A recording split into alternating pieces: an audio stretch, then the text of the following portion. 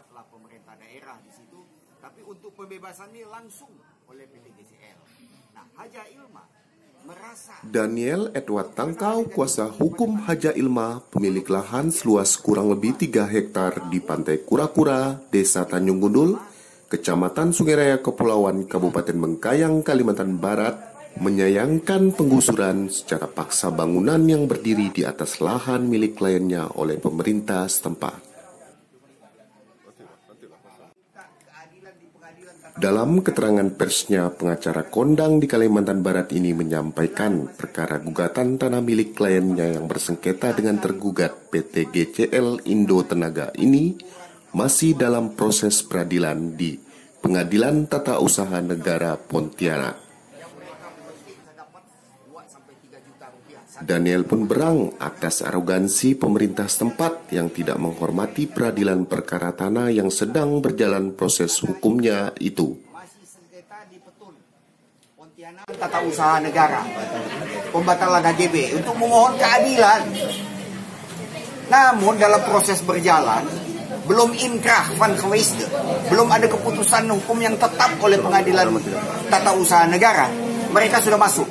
Rumah-rumah yang ada di situ pun mereka habiskan dengan Pol PP dan lain sebagainya.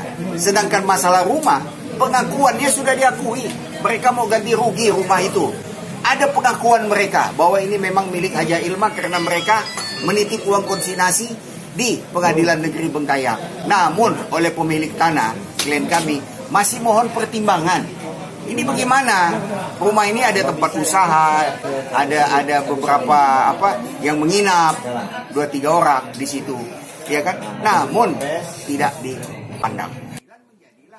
Sebelumnya, melalui SKT yang dimiliki kliennya sejak tahun 1965 silam, Daniel menggugat PT GCL Indo Tenaga secara hukum karena mengingkari kesepakatan pembayaran ganti rugi lahan senilai 900 juta rupiah dan prosesnya hingga kini masih berlangsung.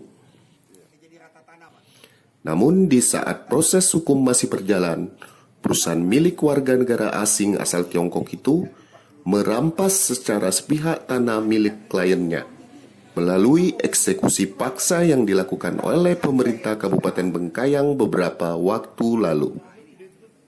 Berdasarkan keterangan Kementerian Agraria, Daniel menjelaskan bahwa proyek pembangunan yang hendak digarap oleh PT GCL Indo Tenaga di lokasi tanah yang akan dibangun pembangkit listrik tenaga uap itu adalah proyek swasta murni dan bukan bersumber dari APBN, sehingga aset tanah yang diperoleh bukanlah aset negara.